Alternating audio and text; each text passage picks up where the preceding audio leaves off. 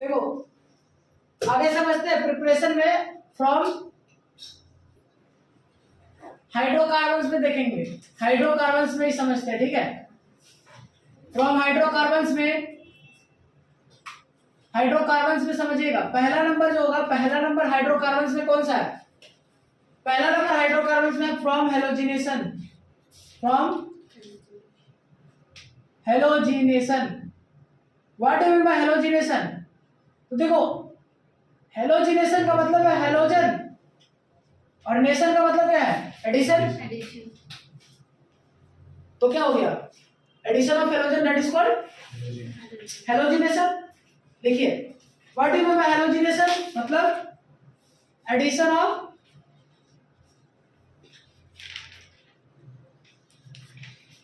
Halogen, addition of halogen, ठीक है। जैसे मान लो कि देखो हमने लिखा आर एक्स,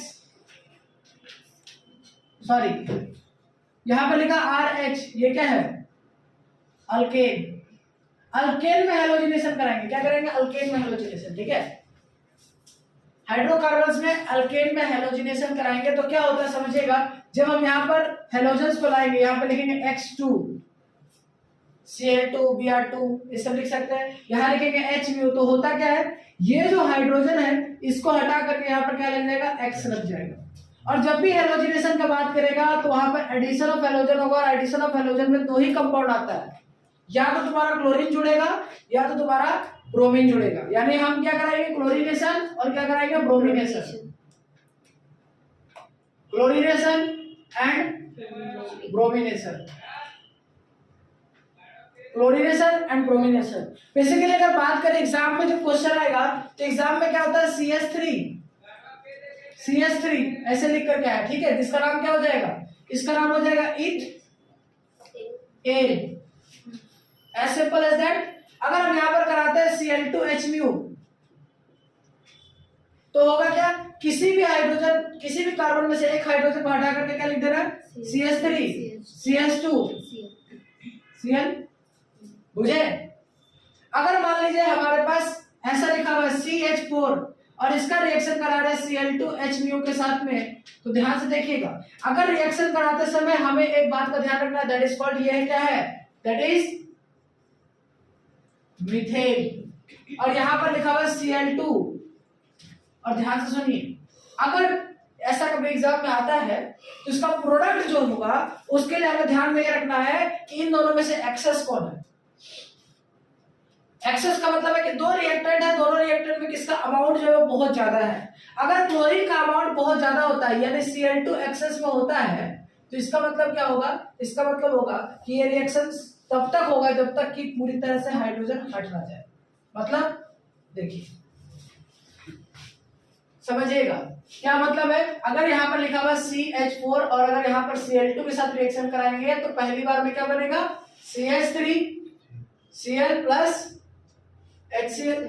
दूसरी बार फिर से ये रिएक्शन होगा CH3 Cl और फिर से Cl2 के साथ रिएक्शन होगा, फिर क्या बनेगा? CH2 C, ऐसे लिख सकते हैं कि CH2 Cl2 प्लस क्या बनेगा? HCl। फिर से ये रिएक्शन होगा और ये क्या बनेगा? CH2 Cl2 प्लस के HCl, सॉरी प्लस के, फिर से Cl2 के साथ रिएक्शन होगा और तब तक रिएक्शन होगा, ध्यान से समझिए, ये हो जाएगा CH प्लस के हो जाएगा HCl और यहाँ पर फिर से रिएक्शन होगा CH का Cl2 के साथ में। तो यहाँ से जो प्रोडक्ट बनेगा वो क्या बनेगा? यहाँ से बनेगा प्रोडक्ट CCl4 प्लस क्या बनेगा? HCl। समझे? तो यानी कहने का मतलब है कि जब इसका अमाउंट एक्सेस में होगा तब तक रिएक्शन होगा जब तक कि कार्बन में से पूरी तरह से हाइड्रोजन ना हट जाए। तो ये होगा मोनो, एक बार हुआ तो मोनो हेलोजिनेटेड, ये हो गया डाई हेलोजिनेटेड, ट्राई हेलोजिनेटेड और ये क्या हो गया? Tetra halogenated. तो कंपाउंड देख करके हम ये बता सकते हैं कि कोई कंपाउंड कितना हेलोजिनेशन करना होगा, कितने बार हेलोजिनेशन होगा, ठीक है। अब देखिए ये जो कंपाउंड है इसका नाम है क्लोरोफॉर्म।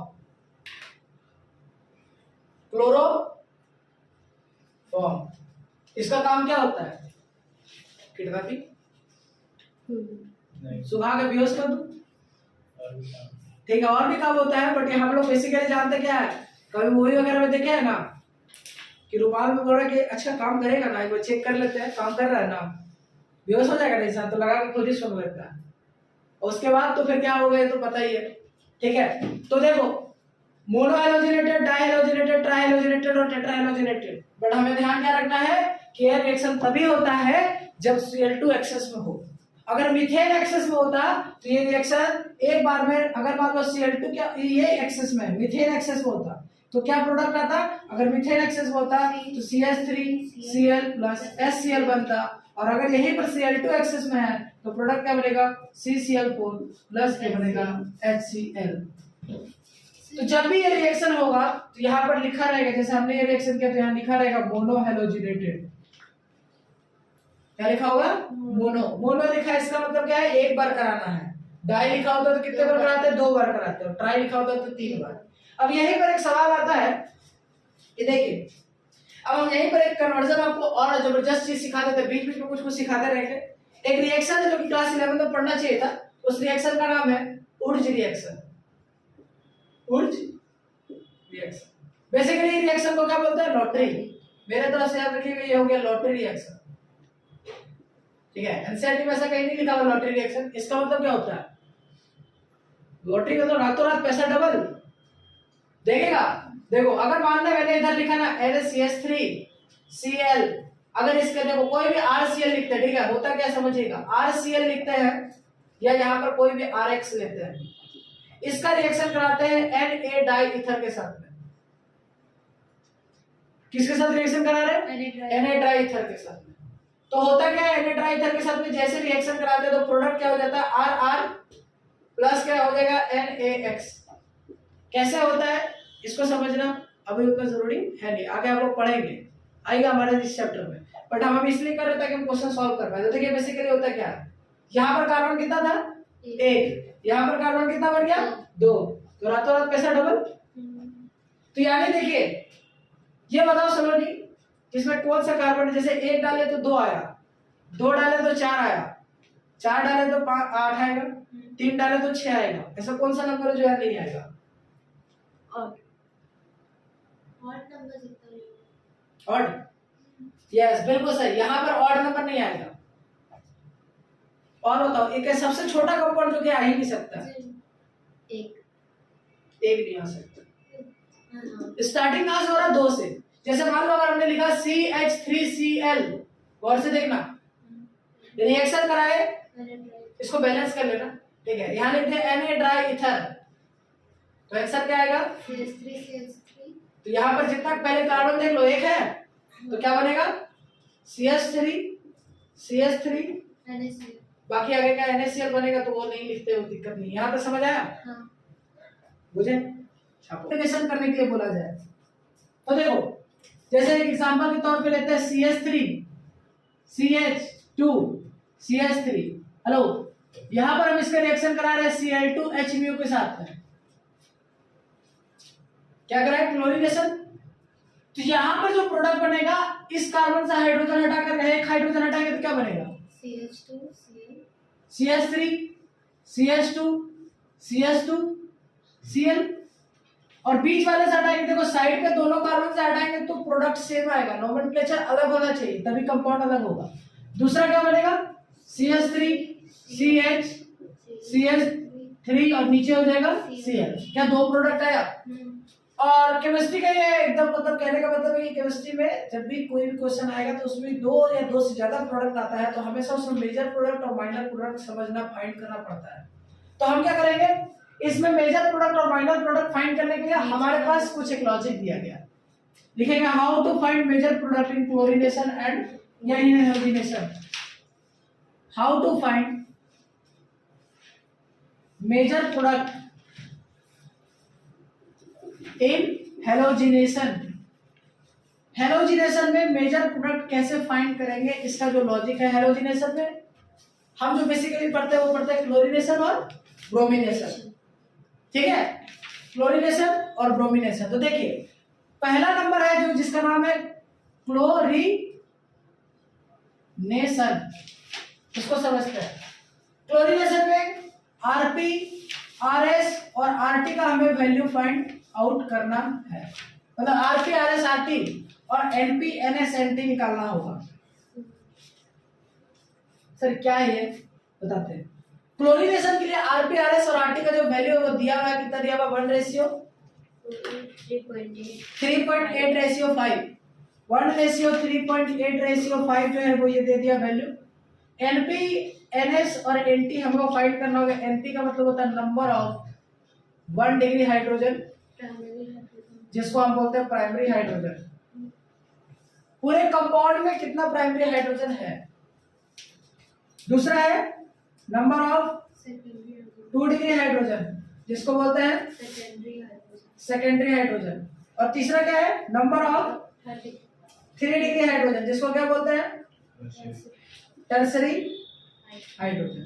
प्राइमरी, सेकेंडरी और टर्सरी। अब देखिए बेसिकली होता क्या है कि हमें निकालना पड़ेगा कि परसेंटेज 1 डिग्री ज्यादा है, परसेंटेज 2 डिग्री ज्यादा है, या परसेंटेज 3 डिग्री ज्यादा है। तो जो परसेंटेज 1 डिग्री का जो फॉर्मूला दिया गया वो दिया गया है। अगर कभी भी परसेंटेज निकाला जाता है तो मतलब 100 से मल्टीप्लाई कर दो। 1 डिग्री का निकालना है तो यानी NP/RP divided by NP/RP plus NS/RS plus NT/RT। 2 degree का हाइड्रोजन का फॉर्मूला हो जाएगा, यहां पर क्या लिखेंगे? 2 डिग्री का निकाला परसेंटेज 2 डिग्री, तो लिखेंगे NS/RS by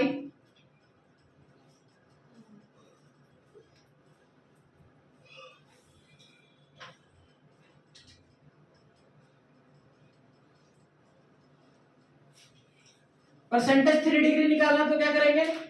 NT/RT divided by NP/RP plus NS/RS plus NT/RT into क्या हो जाएगा? 100। लेकिन मुद्दे वाली बात क्या है, हमारे पास सबसे पहला जो बात है कि तीनों में देखो, अब वैल्यू पुट करो, वैल्यू फाइंड करो, तब तक तो 3 घंटे केमिस्ट्री यही निकल जाएगा। तो इसके लिए क्या जुगाड़ है?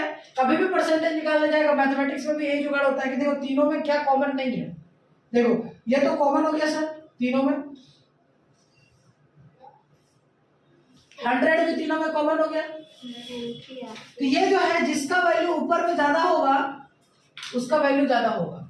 मीन्स जब भी कभी भी अगर मेजर प्रोडक्ट फाइंड करना है तो उस समय क्या करेंगे? उस समय हम मल्टीप्लीकेशन करेंगे NP/RP NS/RS और NT/RT का मल्टीप्लीकेशन करेंगे। क्या करेंगे? मल्टीप्लीकेशन। NP/RP का मल्टीप्लाई करेंगे, NS/RS का मल्टीप्लाई करेंगे और NT/RT का मल्टीप्लाई करेंगे। NP/RP का मल्टीप्लाई करके जिसका भी वैल्यू ज्यादा आ जाएगा इन तीनों में से मल्टीप्लिकेशन में, वो मेजर प्रोडक्ट होगा। जैसे ऊपर वाले सवाल को समझते हैं। सर यहाँ पर पहले RP/RS/RT क्या है ये बता दीजिए। देखिए RP/RS/RT का मतलब क्या है? RP का मतलब होगा rate of reaction at 1 degree carbon. RP का मतलब है rate of reaction at 1 degree carbon. 1 degree carbon पे रेट ऑफ रिएक्शन क्या है? RS का मतलब rate of reaction at 2 degree carbon और RT का मतलब क्या है? Rate of reaction at 3 degree carbon. Clear है? 1 डिग्री कार्बन पे 2 डिग्री कार्बन और 3 डिग्री कार्बन पे रेट ऑफ रिएक्शन क्या है? जैसे ये सवाल है, इसको पता करते हैं कैसे निकालेंगे मेजर प्रोडक्ट। आपके एग्जाम में प्रोबेबिलिटी है कि ना के बराबर आएगा, बट ये मेंस के एग्जाम में आ सकता है। ठीक है, देखिए, और इनका आगे यूज हो सकता है, इसीलिए ध्यान से समझिएगा। पहला वाला जो एग्जांपल है उसको समझते हैं। CH3 CH2 CH2 Cl। अब यहां गौर से देखिएगा, एक ये प्रोडक्ट है और दूसरा क्या है? CH3 CH CH3 ऊपर Cl। गौर से देखिए,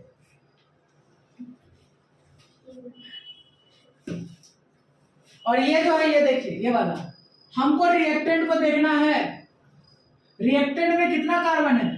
सर ये कार्बन हो गया 1 डिग्री कार्बन, ये हो गया 2 डिग्री कार्बन और ये हो जाएगा 1 degree carbon. Degree of carbon का मतलब होता है कि कौन सा कार्बन कितने कार्बन से कनेक्टेड है, वो उसका डिग्री होता है। अगर 1 डिग्री कार्बन में हाइड्रोजन लगा 3 तो यानी हो गया ये जो हाइड्रोजन हो जाएगा, गौर से देखिए, 1 डिग्री कार्बन वाले को 1 डिग्री हाइड्रोजन बोलेंगे। यहाँ पर हो गया 1 डिग्री हाइड्रोजन 3, यहाँ पर 1 डिग्री हाइड्रोजन हो जाएगा 3। तो इस पूरे कंपाउंड में N प्राइमरी NP का वैल्यू जो हो जाएगा वो हो जाएगा 6। 2 डिग्री कार्बन में 2 हाइड्रोजन है यानी NS का जो वैल्यू हो जाएगा वो हो जाएगा 2 और NT तो है ही नहीं, तो NT का वैल्यू आ गया 0। नहीं समझ आया। प्राइमरी कार्बन में जितना हाइड्रोजन होगा वो प्राइमरी हाइड्रोजन है, तो 2 प्राइमरी कार्बन है, हर एक पे 3 है, तो आंसर कितना है 6। प्राइमरी कार्बन पर जितना हाइड्रोजन लगा होगा वो प्राइमरी हाइड्रोजन होगा। अब इसको क्या करेंगे, इसको मल्टीप्लाई करेंगे आरपी से, इसको मल्टीप्लाई करेंगे आरएस से, और इसको मल्टीप्लाई करेंगे आरटी से। आरपी का वैल्यू कितना होगा 1, आरएस का वैल्यू होगा 3.8 और आरटी का वैल्यू होगा 5। जब मल्टीप्लाई करेंगे तो आंसर कितना आ जाएगा, इन दोनों को मल्टीप्लाई किया तो ये आ गया 6, ये मल्टीप्लाई करेंगे तो ये आ जाएगा 7.2 और ये आ जाएगा 0। तो दिख रहा है कि किसका वैल्यू ज्यादा है, जरा देखो सेकेंडरी का। तो ये वाला जो प्रोडक्ट है प्राइमरी प्रोडक्ट है सेकेंडरी प्रोडक्ट। तो जो क्लोरीन लगा है वो किस कार्बन पे लगा है, सर क्लोरीन लगा 1 डिग्री कार्बन पे, तो ये क्या हो जाएगा प्राइमरी वाला, ये हो गया प्राइमरी प्रोडक्ट, और ये क्या हो जाएगा सेकेंडरी प्रोडक्ट। तो कौन सा मेजर होगा, सेकेंडरी वाला। तो ये क्या हो गया, ये हो जाएगा मेजर, और ये क्या हो जाएगा माइनर। यानी कभी भी क्वेश्चन अगर एग्जाम में आएगा कि मेजर और माइनर फाइंड करिए, तो सबसे पहले हम जो एनपी एनएस और आरटी, स्टूडेंट गलती क्या करते हैं कि एनपी एनएस और एनटी जो निकालते हैं वो प्रोडक्ट से निकाल लेते हैं। प्रोडक्ट से एनपी एनटी नहीं निकालना किससे, रिएक्टेंट से। रिएक्टेंट में डिग्री ऑफ कार्बन देखेंगे, और जो बात है आपको लिखना क्या है कि प्राइमरी कार्बन में जितना भी हाइड्रोजन वो प्राइमरी हाइड्रोजन होता है। तो पूरे कंपाउंड में काउंट करिए कितना प्राइमरी कार्बन है, और उसमें जितना हाइड्रोजन लगा वो सब का सब प्राइमरी हाइड्रोजन होगा। क्लियर है? फिर उसके बाद हम लोग एनपी एनटी मल्टीप्लाई कर देंगे। और रही बात ये जितना भी बातें हमने दिखाई है क्लोरीनेशन का है, तो क्लोरीनेशन पे करते हैं ऐसा है। तो सर अगर ब्रोमिनेशन होता तो क्या करते हैं, ब्रोमिनेशन होता तो क्या करते हैं, तो ब्रोमिनेशन में रेशियो बदल जाता है। ठीक है, जैसा अगर मान लो यहाँ पर ब्रोमिनेशन की बात करें, ब्रोमिनेशन की बात करें तो ब्रोमिनेशन में एनपी एनएस और एनटी तो आपको फाइंड करना ही होगा। बट एक और बात आपको बताते हैं, इसमें जो आरपी आरएस और आरटी का जो वैल्यू होता है वो होता है 1:82, 16। ठीक है, 15 या 16 अप्रोक्स आंसर चलता है। ठीक है, तो यहां पर देखेंगे तो देखो भाई, लेट अस सपोज कर लेते हैं इसका वैल्यू 1 है, इसका वैल्यू 2 है, इसका वैल्यू 3 है, तो मल्टीप्लाई कर लो। हमेशा ब्रोमिनेशन में एक बात को समझ लीजिए, लिख लीजिए, हमेशा ब्रोमिनेशन में 3 डिग्री मेजर, और अगर उसके बाद 2 डिग्री मेजर, उसके बाद 1 डिग्री कभी आएगा ही नहीं। देखना ब्रोमिनेशन में 1 डिग्री मेजर कभी होगा ही नहीं। लॉजिक है कि या तो 2 डिग्री या तो 3 डिग्री कंपाउंड में होगा ही होगा। तो हमेशा 3 डिग्री उसमें नहीं निकालना है। कितना कौन सा भी इजी है, कौन सा इजी है वाला छापो पहले। हमारे पास एक क्वेश्चन है, क्या है कि 2 मिथाइल प्रोपेन से हमें बनाना है, 2 मिथाइल प्रोपेन से हमें क्या बनाना है, इसका क्लोरीनेशन कराकर बताना है कि प्रोडक्ट क्या आएगा। एक आएगा ए और एक आएगा बी। ए का नेम बताना और बी का नेम बताना, विच मेजर प्रोडक्ट और माइनर प्रोडक्ट। तो सबसे पहले 2 मिथाइल प्रोपेन का स्ट्रक्चर बनाएंगे, ऐसा कुछ बनेगा 2 मिथाइल प्रोपेन का स्ट्रक्चर। ये प्राइमरी कार्बन, ये प्राइमरी कार्बन और ये भी प्राइमरी कार्बन है, और इसमें को क्या कराना है, Cl2H करवाना है। मोनोहैलोजिनेटेड ही लिखा होगा। तो प्राइमरी यानी एनपी का वैल्यू कितना हो गया, एनपी का वैल्यू हो जाएगा 9, और एनटी का वैल्यू, ये देखो ये प्राइमरी तीनों प्राइमरी था, तो एक प्राइमरी में 3 हाइड्रोजन होगा, तो एनपी का वैल्यू हो जाएगा 9। ये टर्सरी है, तो एनटी में जो हो जाएगा, लोग क्या करते हैं 3 लिख देते हैं, नहीं यहाँ 1 होगा, क्योंकि टर्सरी कार्बन में एक ही हाइड्रोजन होता है। इसको मल्टीप्लाई करेंगे आरपी से, और इसको मल्टीप्लाई करेंगे आरटी से। आरपी का वैल्यू जो हो जाएगा वो 1 हो जाता है, और आरटी का वैल्यू कितना हो जाता है 5। मल्टीप्लाई करेंगे तो एनपी आरपी का जो मल्टीप्लिकेशन आ जाएगा वो आ जाएगा 5 9, और ये आ जाएगा एनएस आरएस एनटी आरटी का मल्टीप्लिकेशन आ जाएगा 5, तो एनपी आरपी मेजर हो जाएगा। तो इसका मतलब है प्राइमरी कार्बन पर, इन रिएक्टेंट में प्राइमरी कार्बन ये है, तो सब प्राइमरी है, तो यहाँ पर क्या कर देंगे, किसी भी प्राइमरी कार्बन पर क्लोरीन जोड़ देंगे, और यहाँ पर क्या हो जाएगा, क्लियर है? ये हो गया हमारा अल्केन से प्रिपरेशन, अल्काइल हैलाइड बनाने का तरीका। अब अल्कीन से समझते हैं। अल्कीन में देखिएगा, फ्रॉम अल्कीन